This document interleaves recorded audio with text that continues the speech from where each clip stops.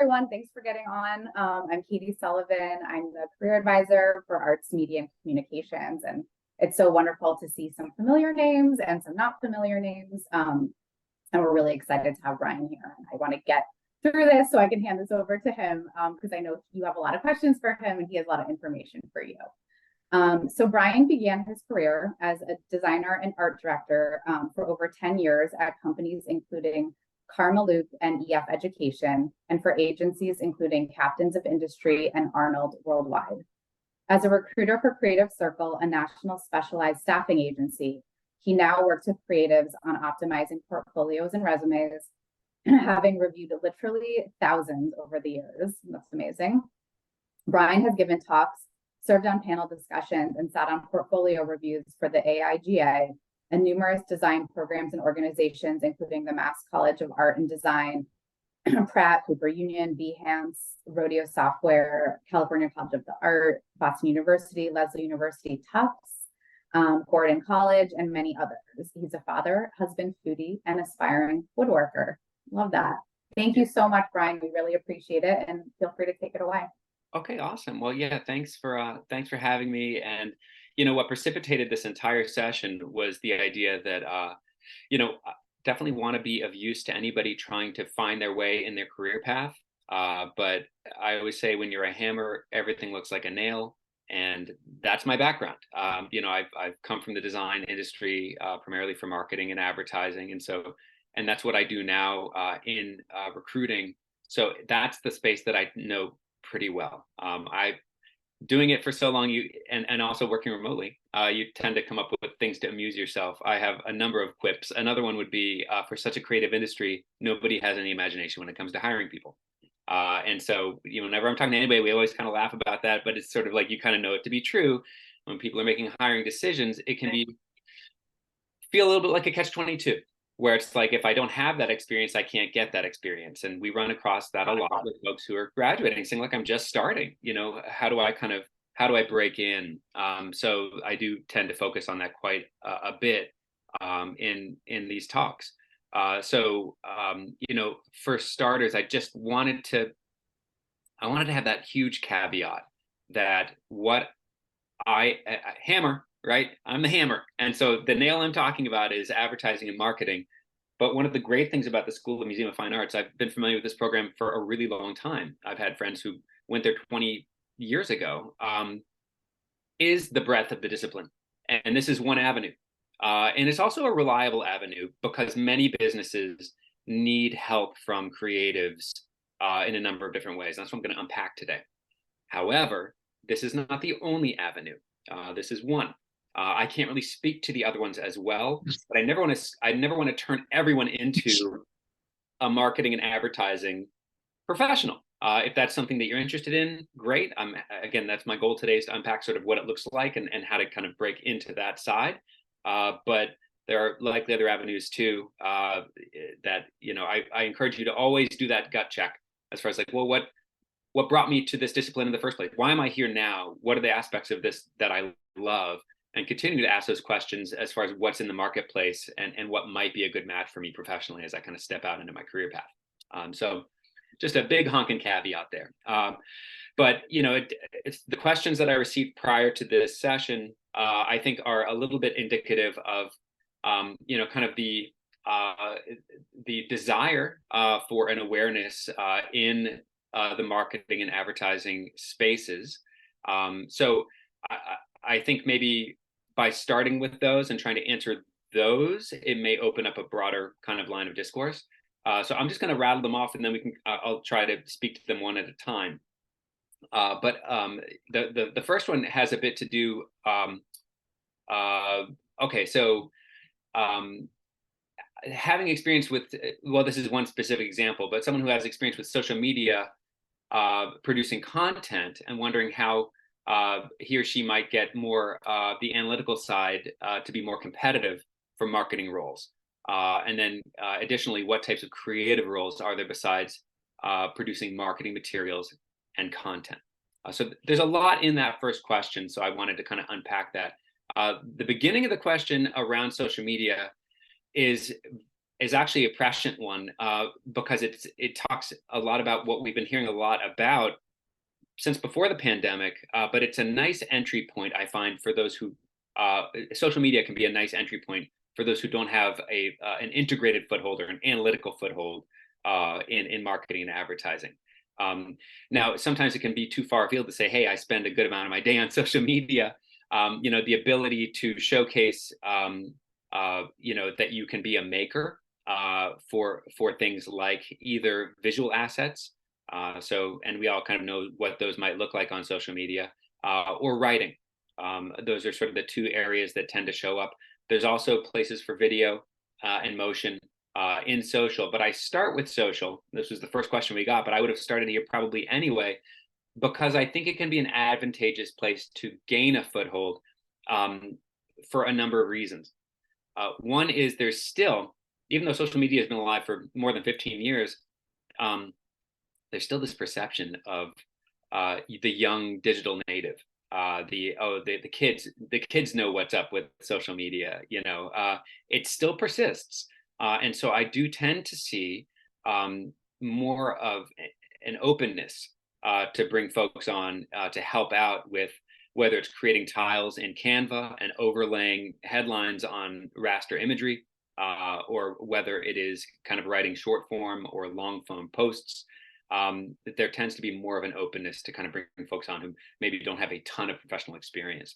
That being said, there is something to be said for showcasing that you can, do that work, even if it's not for a major company. If that's a direction you're kind of looking to go in, then thinking in terms of, are there internships, are there opportunities, or even smaller companies that could use some help with their social media pro bono. Most everybody has at least some relative or friend or a friend's relative who owns that local pizza shop or something. So thinking in terms of how can I start to generate some type of leverageable work samples outside of kind of waiting for something to come to me. That's the great thing about social media is there's hardly any startup cost, right? If you want to try and help, in that way. So right away, I would say social media is probably not a bad place to start to think about leveraging, but it's just one piece of what we'd call kind of an integrated marketing strategy. And it's all the stuff that, we do see a fair amount of it from companies, the way that companies get in front of us. One could argue that, really the definition of brand is every consumer touch point. So whether you're calling the 800 number on the back of a shampoo bottle or looking at a billboard, these are all considered brand touch points by marketers. And so then the question is, which ones are important and how are they created and maintained? The second part of this question, having an idea around sort of what else beyond producing marketing materials and content, what other types of creative roles are there out there? I sometimes think in terms of, like, I remember back in high school, we had these science class. In science, we talk about applied science and pure science, right? So the pure science is like, why does something even happen in the first place? So why, when I mix baking soda and vinegar, does it cause this reaction? And then I guess applied science would be, let's put it in a volcano and dye it orange. It looks cool.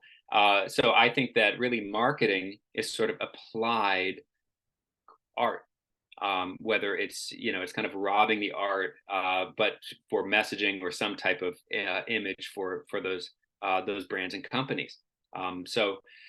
It does result in certain types of typical channels, typical types of mediums that you'll see produced by these companies. Now, the ones that we're familiar with are the ones that are in front of us because we're all consumers, or at least all these brands that I'm talking about would love for us to be consumers. And so they're constantly trying to get in front of us and get our attention. But there are a number of companies in Boston that are not choosing us as their audience. It is sort of the other side of the industry that if you do start to look down the road of marketing and advertising, that you'll bump into. It's called business to business, where one business is selling something to another business rather than to an end consumer. I usually leverage in a talk like this the idea of like even your college has an admissions department and has a lot of things that it needs to do when it's considering applicants and bringing them on and getting them through even the loan process, or there's just a lot of inside baseball that's happening at your school administrative office. Very likely Tufts has some type of out of the box software solution that you've never heard of, and probably neither have I, that they bought. There's some software company that creates a one-stop shop application to help those professionals do their job better. And it costs Tufts money. It may be subscription based. I'm not really sure. Maybe they pay every year to use it. But that's just one example in one industry.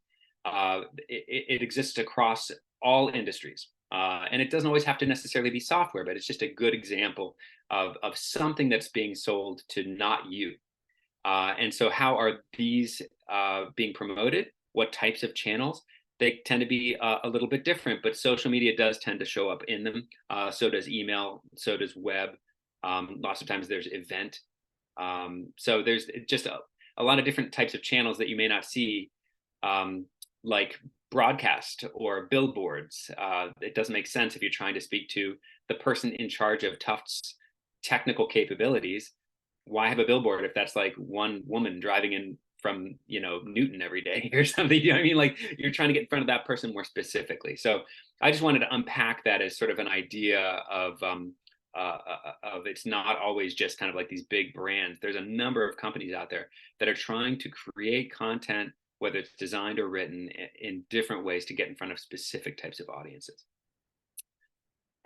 So that's maybe one question there. Another question that came up was, and this one I found, I've never had this question before, but it's really interesting. What months is recruiting the most intense for these types of jobs? Which is totally true. There are hiring patterns for marketing and advertising, and they tend to be, one just happened. I sometimes joke, the kids get back to school and the grown-ups get back to work in September. So the summers can be a little bit slower. And come September, not only is there hiring for upcoming holidays, which are usually just kind of a big season, if it's Black Friday or the holidays, just more companies are trying to, promote whatever they do.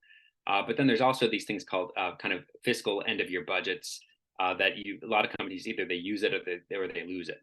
And so this all happens sort of in the fall. So people making hiring and trying to kind of get through those budgets or build up these teams, even if it's for a temporary period of time. So that tends to be historically pretty big. And then also kind of in the spring, March, April. So kind of like the school year. Summers can be sort of doldrums. Just after the holidays, dead. So it's a tough time to look for stuff in early January. Generally speaking, there may well be hires that begin in early January, but those had been in process for at least a month or two prior to the new year. So just, I guess, worth looking at. Also, just some insight as far as like where we're at right now. I don't know if this is going to be helpful or not, but last September was the exception. It was weird. The summer, the spring prior, spring 2022 was very, very busy. A lot of hiring was going on. The economy felt like it was hot. It felt like everybody was kind of like getting out of the pandemic hangover, and there was a lot of spending going on, a lot of consumer activity, and a lot of hiring, some record-breaking hiring the first half of 2022. And then everyone got freaked out, weren't really sure kind of where the economy was heading, and so business leaders really kind of slowed down. In the fall, the tech industry had a lot of layoffs. I'm not sure if you're following the news, but then also like there were a lot of financial weird things, like the Silicon Valley Bank folded, and there's just a lot of scary things happening in the corporate world. And so since then, it was really quiet.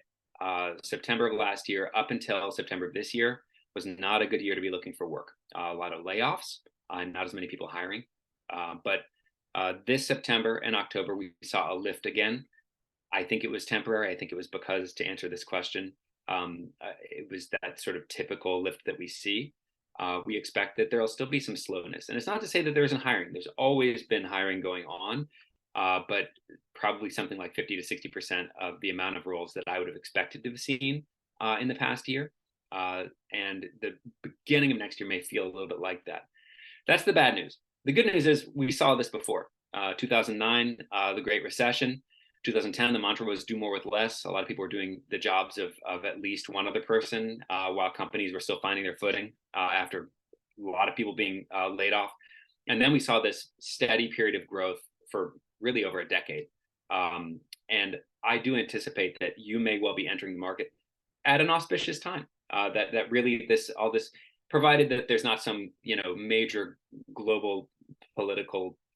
I mean, there's a lot of shit going on in the world right now, right? So like it's you reserve the right for something really major happening that could kind of derail that. But as long as there's not something really major like a global war, it seems like maybe a year, or even in the spring, summer of next year, we could start to see companies building back from laying folks off and naturally bringing people in that might be a little bit earlier in their careers. So, and hopefully we'll see a nice kind of longer runway for growth. And so I know we've had a really strange few years here while you've been in school, but hopefully we're going to return to some sense of normalcy in the next year plus. So don't hold me to it, but that's what we're hoping for. Let's see. Other question, advice on internships and gaining experience in marketing and advertising. Well, first of all, internships are so very important because they're, in a way, you're coming out of school and you're a bit of a stem cell, right? Which is great. In a way, it's sort of like, hey, just put me in, coach, and I can learn up. And there is some of that going on. But lots of times when people are making hiring decisions, they have to compare pools of applicants against each other. And so what do they gravitate toward? They tend to gravitate towards things they understand, things that are sort of similar to what it is they're trying to do. So without some type of interpersonal recommendation, you really rely on that experience beyond just the degree. So thinking in terms of course, internships should also be the opportunity to try things out and see if you like them, for sure. But trying to think in terms of, well, what do I think I might want to be trying to do after school? And then chasing those types of internships down, I think are huge. How to get those internships? Well, I know that there's that Tufts is actually really good as far as providing opportunities to have these conversations with prospective companies looking for internships. So definitely leverage that network. And then similarly, maybe it's not the uncle with the pizza joint, but trying to leverage your own networks as best you can, and not just expecting it to fall in your lap, but really trying to precipitate what it is you're looking for. A good example is my daughter will come home from school, and if I just ask her how her day was, she just gives me it was good. But if I ask her something with specificity, like who did you sit with at lunch, I start to key in. I get real details. So similarly, rather than saying, "Hey, I'm looking for an internship," it's more of a, "Hey, I'm really interested in marketing departments with an emphasis on social, or I'm really interested in retail brands, either e-commerce or kind of brick and mortar store." Or I'm really interested in places that leverage video because I've always had a strong suit in that. Whatever it is, but you may need to translate it. Hey, I'm a photographer, so kind of trying to find how your discipline or your skill set could sort of key in. And I know that's part of what this talk is today. So I'm happy to actually, but sometimes you need to be specific because everybody's different. Everybody's going to have their own kind of focus. But offering that up when you're asking these questions and looking for opportunities oftentimes will jar people's memory, like my daughter's, to say, "Oh, actually, yeah, I do know somebody." That vanilla question is going to get you a vanilla answer. I'm going to pause there just for a second to see what may be coming through the chat feed, or if there are any questions, because I just opened up a bunch of cans of worms. If there are any questions that anyone has, either feel free to come off of mute or pop them into the chat.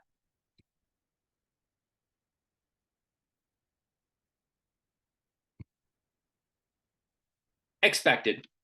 So then let's do this. Let's imagine the types of graduates that are in attendance today from a very kind of broad standpoint.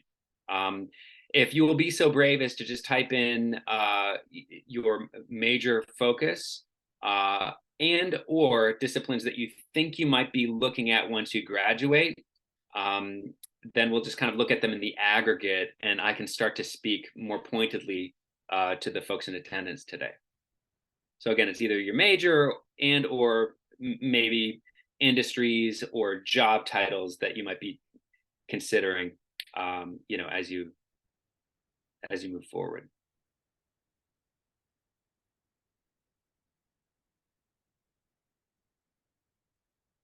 Kevin, I see your question, so I'm going to get to that, but let's first allow these responses to filter in.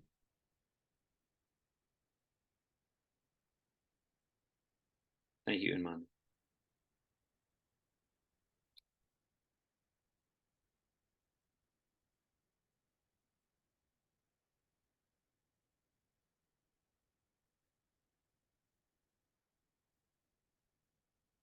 Okay.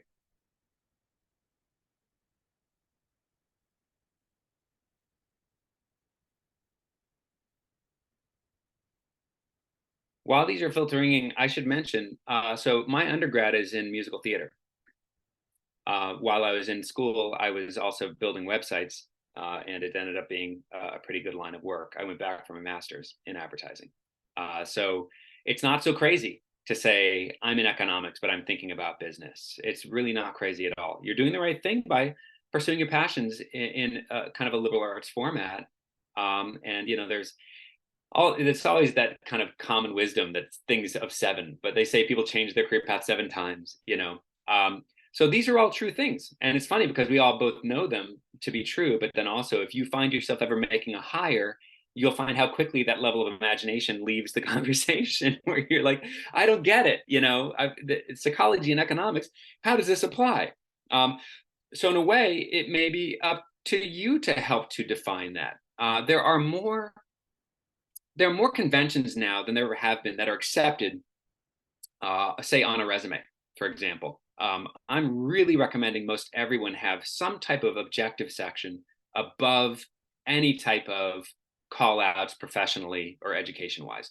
And it used to be a little more abnormal, but it allows you to state your claim a little bit, to tell the reader how psychology and your interest in psychology dovetails really nicely with marketing and consumer behavior and trying to figure out what drives people and, to leverage that. So just as a reminder, because, it may be evident to you, but just listing that as, your bachelor's, it may not be evident to the reader. So that's one way, and maybe just a good example from like across the board, how you can try to market your skill set and sort of your interests into kind of their world. Okay, so yeah, I've seen film as something, a field of interest. I've also seen UI and UX. We've seen marketing kind of more generally. Those are 3 circles in the Bohr model. Is there anything else, Katie, or do you see any? Are there any other disciplines I'm missing from a very broad standpoint as we scroll through here? Design, I suppose. Let's see. Yeah, I mean, a lot of different combinations of things, which is cool to see. Arts and sociology, UI, design, and design industry. Yeah, I think it's like you said, it's folks are combining different sort of liberal arts majors, and then the output is marketing, I think film, like you said, branding, product design, creative directing, branding. Yep. Okay. I think that's a good summary. Yeah. Okay, great. Thank you. So I'm going to close this chat then. So let's peel them off one at a time. We saw UX UI come up. There has been a UX UI gold rush that might be coming to a little bit of a close. I remember I was a kid, I think, when there was this big announcement that we don't have enough nurses. Everyone should go to school for nursing. And then literally 5 years later, there are too many nurses. They can't find enough jobs, So there's something to be said for looking at the landscape and saying, what's out there? What am I seeing? But remembering that, kind of supply and demand does tend to find an equilibrium over time. And that has absolutely been happening with UX and UI because the pay scale has been vaulted, because there's been such demand, because it's a fascinating discipline, because we're all, working within these digital products and familiar with them. It's led to a mass level of interest and a lot of kind of boot camps and other types of areas where folks can pivot into that discipline in less time than it would take to go back to college for 4 years. Now, because of all that, what I'm finding is a lot of hiring parties are expressly saying they don't want anybody who's recently, new to the field because they've been inundated. And it's a little unfair because if this has been your real area of key focus over a significant period of time, if that's where your degree is focused, then you could be kind of the baby thrown out with the bathwater. But it's the state of play right now. Not to say it's not possible, it's just harder than it has been.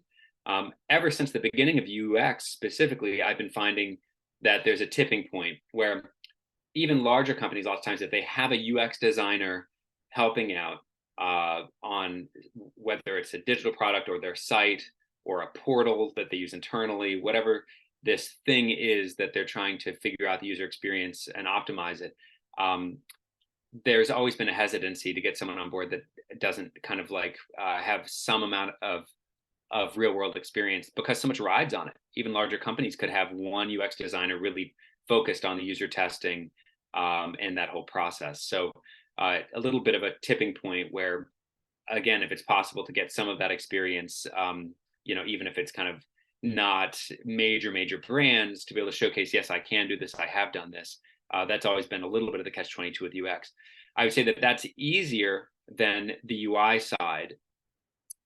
It's, in my opinion, and remember, I'm a designer, but I do believe that graphic design takes longer to get good at than UX design. UX design is almost like scientific method. This is how you approach these problems and problem solving, and of course, you need to have critical thinking and strategic abilities. But ultimately, I think that can be handed to you. You can work through that process. Or maybe it's just the fact that it's much easier to immediately see whether somebody is good at design versus whether somebody's good at UX. It might be easier to kind of obfuscate that. I'm not exactly sure, but for those reasons, interestingly, if you do find that, like if you're coming from a graphic design discipline, UI actually, I think, is probably going to be easier to land a role than UX, because again, it's easier for folks to enter the UX side. So yeah, I can dabble with UI, but when you see it, normally you can tell that they're not formally trained in design. So if you did go into school because you like graphic design or the visual arts and you have a propensity for it, you may be wise to still learn up on UX so that you can at least be able to hand the baton on a team, or to pitch in on that side, or potentially to do product design where you are doing both. But don't lose sight of the fact that the UI is probably the thing that's going to keep your stock value higher, because there's just less folks who can compete, I think, capably on that side. So hopefully that's a little bit helpful. When it comes to UI design, I find now that there's quite a bifurcation between graphic design departments and UI UX. There's a period of time where these things might have been a little bit more married. 5-6 years ago, I was getting requests for designers who may also have some Figma, maybe they'd work on the site or something. It just doesn't seem to be the case anymore. It's sort of like they've divorced now completely. So not to say that these departments, graphic design departments, aren't using Figma for some things, but it's rare that it's going to be like, oh yeah, you're both, kind of designing our digital assets for the web, and you're, helping with these promotional campaigns via email or print materials, and then also you're going to help us with our mobile app, or also you're going to help us with our flagship site and the highly functional aspects. It just tends not to be the case. Maybe that pendulum swings back, but I kind of don't think it will. So you may want to kind of declare one way or the other. I work with a number of designers. In fact, most of the UX and UI professionals that I tend to work with in Boston came from, they kind of maybe predate the UX and UI gold rush. So they were designers. Now the UX, UI, or product designers. but oftentimes they're open to doing either. Typically, the recommendation is showcasing the design, graphic design stuff separately. I've got a graphic design resume. I've kind of got this body of work that tends to be a little bit more kind of identity system, brand centric, and the activation of that brand across the typical kind of consumer touch points. And then, hey, I've got kind of my UI more focused stuff. There's a number of different ways to do it, but just bear it in mind. At this point, you may want to choose one or the other as you're trying to move forward. So that's a little bit on the UI UX side. As far as film is concerned, I think that if we're talking like film proper, you probably want to get out to LA. That's where so much of this stuff is happening. There are certainly other markets. Like I keep watching all these shows that have the little Georgia peach at the end saying "Made in Georgia," and it's because Georgia has this killer incentive for production studios to do their stuff there, and they've probably built sound stages and stuff. So it's not to say that there aren't pockets for the film and entertainment industry outside of Cali, but that is the epicenter. And I've seen a lot of folks go out there and able to even just get in as a PA and kind of work their way through and kind of get. So if you do have the mobility in film and are interested in that as a specific discipline, I feel like Hollywood is kind of mecca for that, at least for some period of time. And it's never going to be easier than when you're young and out of school to consider that type of life change. New York, of course, also has all kinds of broadcast that you could take a look at as well. But in Boston, it's almost invariably video. And video for, again, marketing and advertising for these companies. There are also production houses that will be leveraged by companies where all you do is video and you have several different clients that are brands that come to you for things. That exists as well. I'm not sure I would couch it as film though. Normally when people talk about film, it's more for the entertainment industry or broadcast, as opposed to kind of like these video needs that could be on YouTube, or they could be explainer videos on a company's homepage. They could be videos for really big events. I'm working right now with an experiential agency, and they did Boston Calling. So what a cool video role that would be, to be the designer that also is doing whatever those backdrops are that you're always tripping out at, at a concert. So these things do exist. But as far as that's concerned, I think that's in our region. Film majors typically are contributing in that way, and typically it's quite a bit of post-production in Premiere. That Final Cut's sort of gone the way that Adobe, because Adobe is going to rule the world someday, and so it's working within that. If you are interested in making that migration, something that can help you to be more competitive is also dabbling in motion graphics. You don't have to be, a killer designer, but the ability to at least make things go on the timeline or do transitions in After Effects, chirons, lower thirds, these types of things often are kind of interwoven into things that are, kind of more video oriented. So the ability to do both video and motion in Boston for things in the timeline tends to be pretty saleable. Lots of times those types of roles can be a little bit more as needed.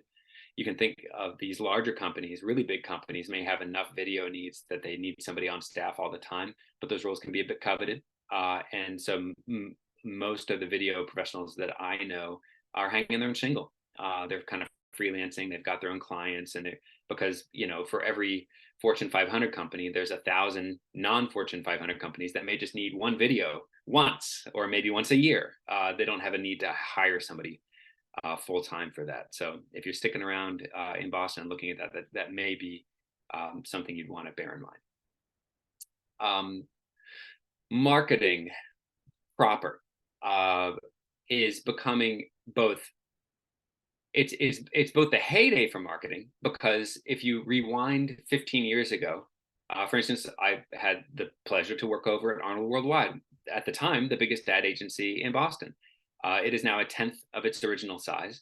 It's not alone. Most ad agencies have diminished greatly in the Boston area. There are 2 or 3 major reasons for this, but one of them is the owning of the data now. That the company itself can know how it's performing. 20 years ago, digital marketing suites weren't really prevalent. And if you were running a campaign, you probably were relying on an ad agency to tell you how that campaign did. We're just on the precipice of things like Google Analytics. Now, most brands have built out their own marketing departments and they own a lot of this stuff. So it's enervated the ad agency model. That, along with these major ad holding companies, there's 5 or 6 globally that have bought up pretty much every reputable ad agency under the sun. And so if you've got an agency in New York and you've got an agency in Boston, what's ended up happening is the Boston agency may well become the production arm of a bigger agency under the same umbrella. And so why have the same people doing both things? So while that's unfortunate for the agency model in Boston, and suffice to say they are still, hiring and doing, they're still doing business. It's just not the heyday for them anymore. We've seen a really great cross-pollination into in-house marketing departments. Where do these agency people go if there aren't as many agency roles? Well, they go and work for companies. So it used to be that in-house is where creative went to die. But now, truly, most major brands in Boston and across the world, across the globe, have pretty solid design departments, marketing departments that are running campaigns. They're not reliant on these agencies that can cost a pretty penny. They sort of have built these capabilities out. So that's great news for marketers. The tricky thing is, I find that the expectation now is marketers are not only strategic and students of human behavior and kind of what drives consumers, but then oftentimes, especially at the lower levels of the marketing ladder, have tactical capabilities within some type of digital marketing aspect. For instance, I work with an agency right now. They're looking for a marketer who can really help them to set up email programs for a number of their clients. And it's not just business to business. One's like a cat litter company is one of their clients. So, I think kind of internships likely will help in this regard, because there's not often kind of like a class to say, oh, I'm going to learn specifically how to get into marketing automation platform and how to segment audiences within it to send out for A/B testing to see which response rate is better based on the content.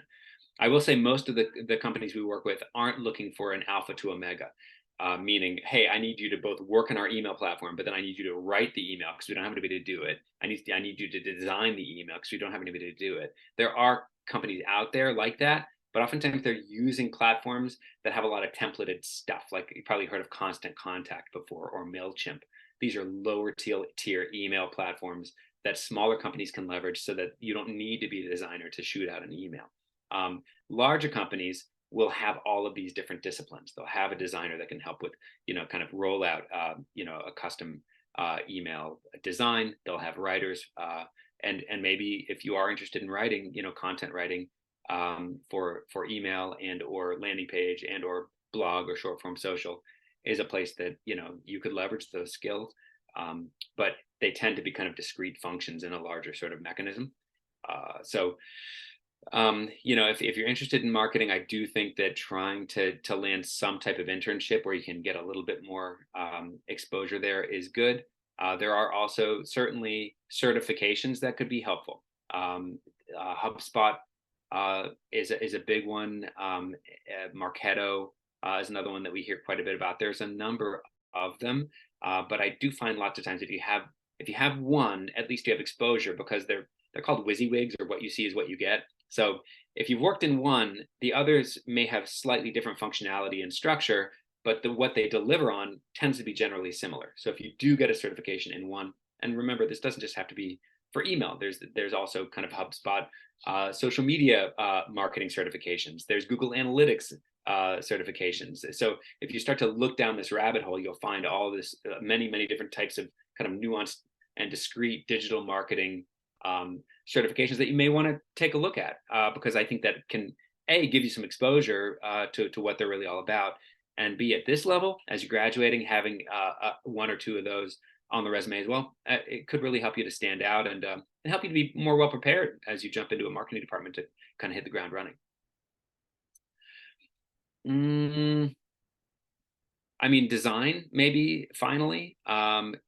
Generally speaking, I think that if you're looking to enter designed for marketing purposes and or advertising purposes, there's sort of an X and a Y axis of what you would be showcasing on the portfolio. And if you can go far on both, your chances of landing that particular role are probably pretty good. On one is the medium itself. So, hey, okay, so yeah, I worked at EF Education. It's a travel company. I used to joke, if you went to Europe with your teacher, you probably went with EF. And so we had three discrete audiences: parents, students, and probably most importantly, teachers, because they were the ones who were kind of putting these tours together. And so we were doing a lot of email to landing page seasonally, twice a year.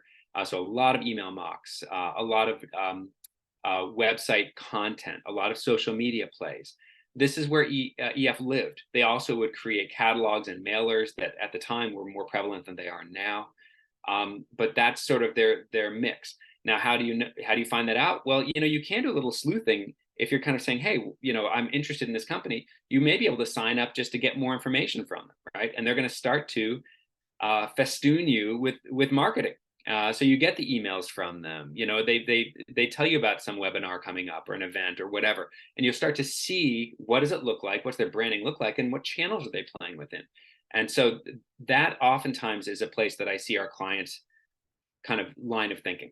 Hey, we do a lot of these types of campaigns. So if you're a designer, the great thing about these subjective pursuits is you don't have to have done it formally to showcase that you can do it. So if you're rolling out some type of brand identity system as part of classwork, let's say, or even if you're just doing it on your own, like, hey, I'm working up a logo, and then from there trying to think, I did a competitive analysis for this fake company, but it's in this general industry. So I did an analysis of other major players, and I kind of trying to find some territory that isn't owned by someone else. And you kind of come up with a color scheme and a font set and a logo. You could start to kind of just on your own, you could kind of create a fake brand identity for a fake company. And then you could really extend that. You could say, okay, great. Well, now I've got the hard work done. How would I now apply this if they were sending out like a jumbo mailer? What would that look like? What would even the messaging be?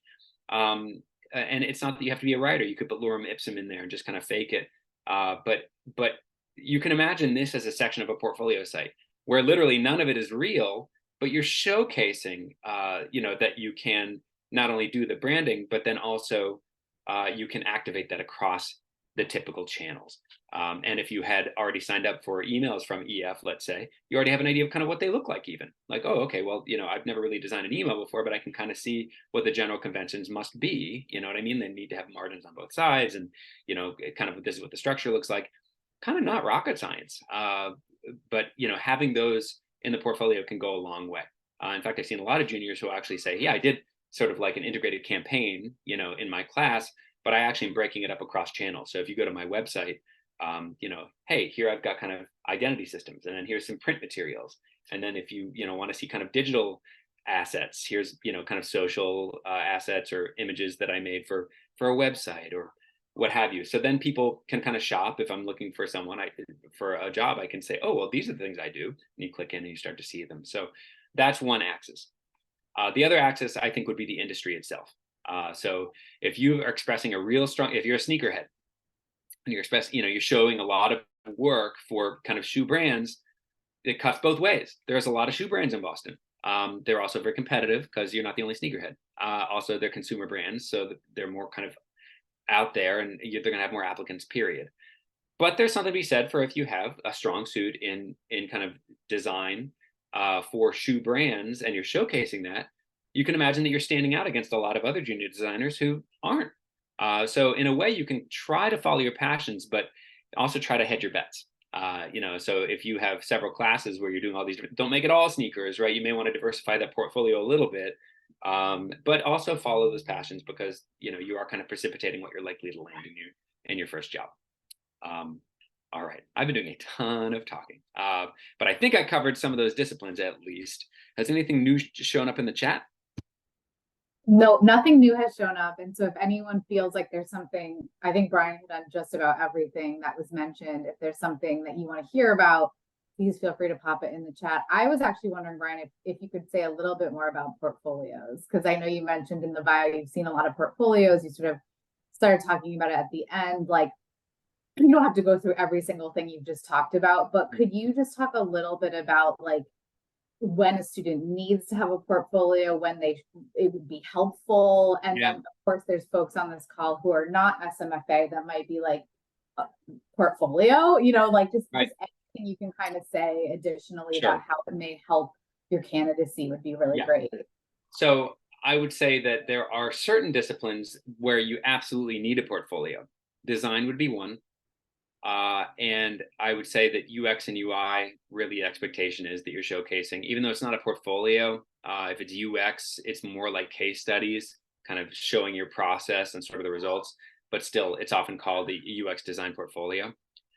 Um, Copywriters, makers. If you make something, then you probably have to showcase, some samples of what you made.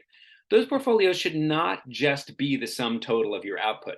They should also have contextual kind of notes to them. So I'm a writer. I wrote, these articles for the web, but before you even get into them, I have a little paragraph just telling you about what this was all for. This was for school. This was for my own client. What was the challenge? What were we trying to do? Who were we talking to? There's more to it than just the work itself. You should always be kind of queuing it up. But those are disciplines where, yeah, you got to show some of the work. In fact, that's the thing that people tend to look at before they even look at your resume, which can be good or bad. There are a number of disciplines that certainly would never require a portfolio. Marketers do not require a portfolio.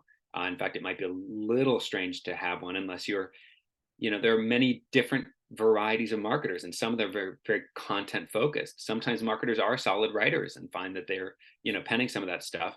I've certainly worked with marketers who do showcase some of that work separately.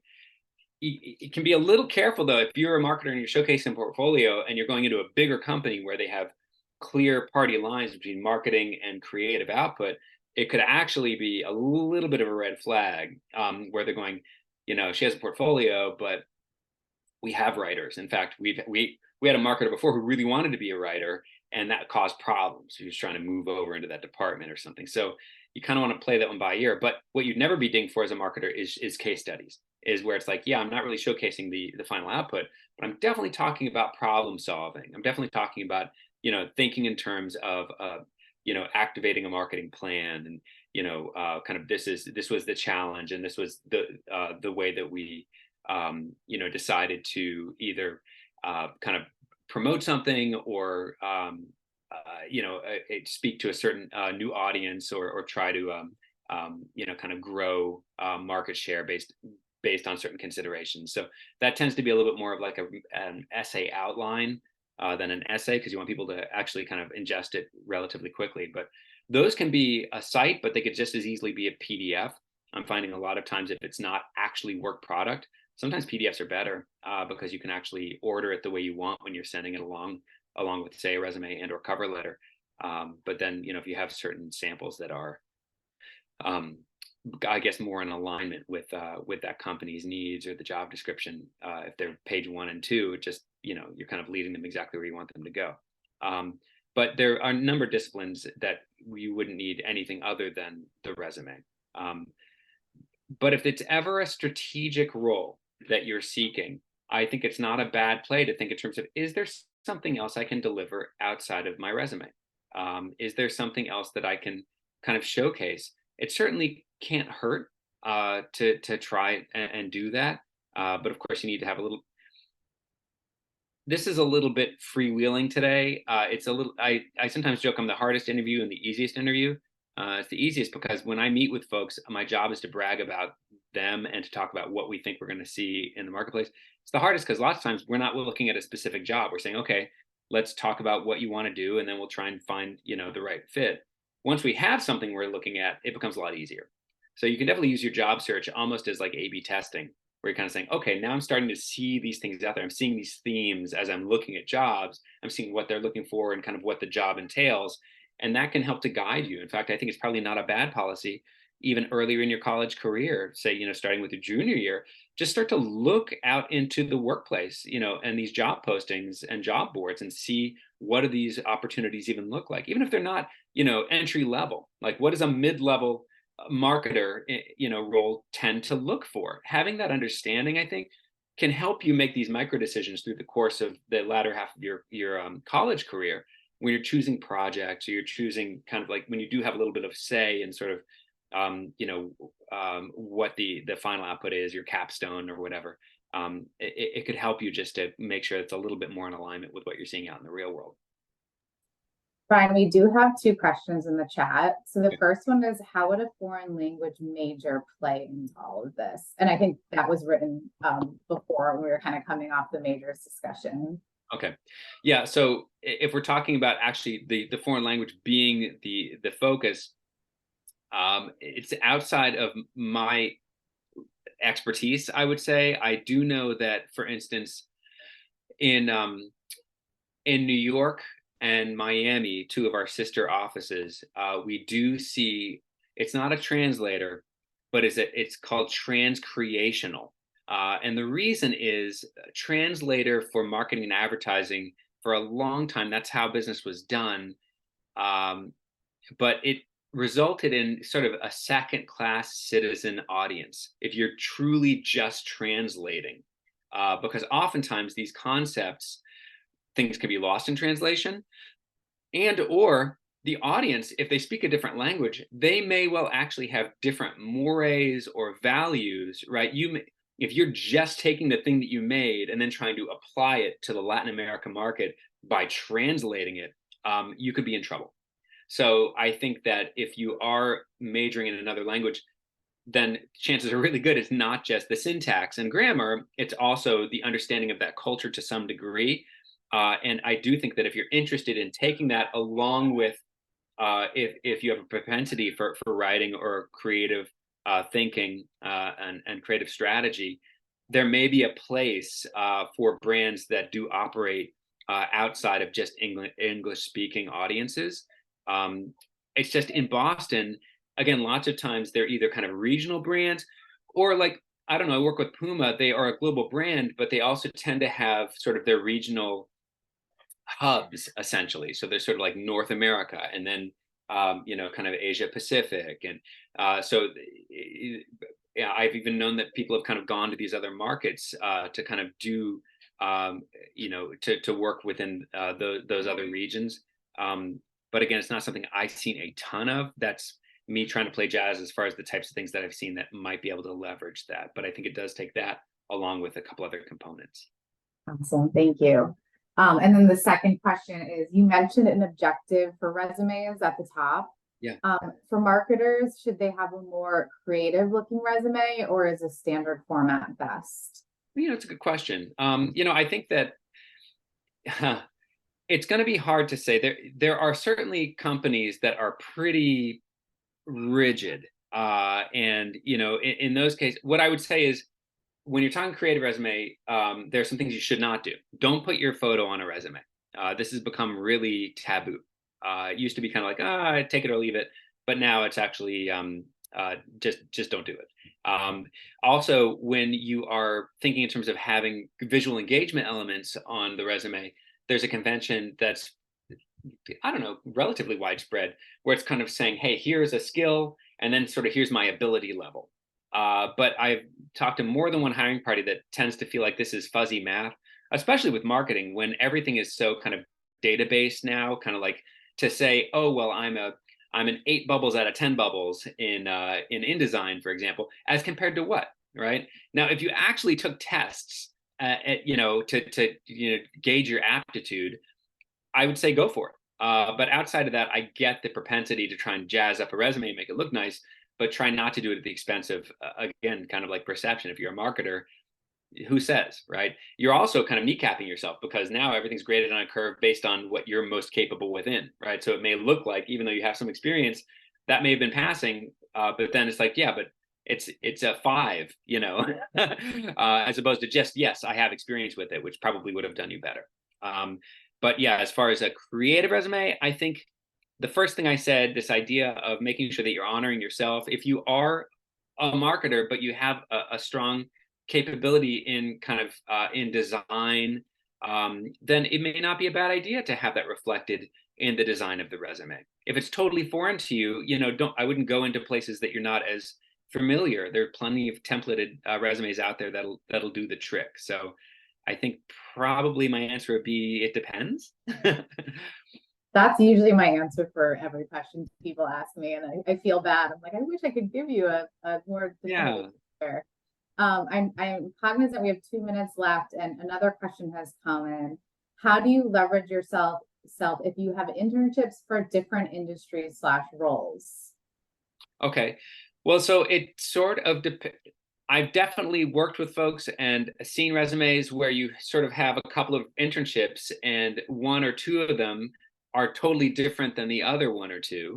And so if you're honing in on where you want to be, it's never too late to try and change that track. But rest assured that it'll be easier to get another internship similar to your last one. And if you come with 3 internships that are in that same industry and in that same discipline that are totally different than the thing you're interested in, you're starting to kneecap yourself a little bit. I sometimes joke about Liam Neeson, like at what point did Liam Neeson say, I guess this is all I do now is save daughters in movies. You know what I mean? Like, because it's definitely a thing. Like, that's all the movies Liam Neeson does. And so I think you can end up kind of typecasting yourself if you're not careful. So the first step is being cognizant of it. Hey, I'm outside of that industry, but I know this is an industry I want to get into. So now it's like, what aspects can I take from that prior experience that are germane, that are applicable? Even when shopping for internships, you may want to play that role of, okay, yeah, well, 20% of it was the thing that's very applicable. That's your first bullet. Even if 80% of what you did was totally different, it's not disingenuous. It's not dishonest to say, I understand what you're looking for. And even though I've got this other stuff, I do have some of that. And so I'm going to show that to you. And, you may also, talk about the other stuff, but really you need to understand what you've got, understand what's being looked for, and then trying to translate the experience so that it is applicable for the new role as best you can. This is all very broad, but what I would say is I'll pop in my email address, because once we get specific, once we start talking about you, an individual, saying this is my experience, I'm more than happy to kick it around or say, okay, well, this is where you're trying to go, this is where you are. We can do a case by case, either via email or on a call or what have you. So, please, if you're on this call, this is an open invitation to have a discussion about sort of what your goals are and what your history is, and seeing how you can try to kind of get closer to where you're looking to go. That's a very, very generous offer, Brian. Thank you. I really highly recommend folks take Brian up on that. I know there's a couple more questions that have come through, but hopefully you can follow up with Brian. He said he put his email address in the chat, or I'm happy to send it out to folks afterwards. I'll also just say I was thinking with that last question, you had mentioned the objective and working with combined degree students who often have very different majors, the studio art and then something completely different. I think that objective section that Brian mentioned can be a good place for you to define yourself, as he said, as opposed to somebody kind of reading through your experience and trying to figure out where you are. Again, it's a good opportunity to define yourself as interdisciplinary, but where do your actual interests lie and your experience relevant to that particular position. Thank you so much, Brian. That was incredibly helpful. We really appreciate it. I'll also just say for folks on the call that both myself and Kate Redstadt, who's also on the call, take one-on-one advising appointments. So please feel free to follow up with us. You can book with us through Handshake, or you can email me. We can unpack this, because it feels like there was so much good information from Brian, and we can sort of unpack that tailored to you, which is exactly what Brian said. It's sort of general, but we can dig in a little bit more. Thank you, Brian. We really appreciate it. Absolutely. Thanks for having me. Best of luck, everybody. Yeah. Have a good day, everyone. Enjoy your Tuesday, Friday schedule. Thank you.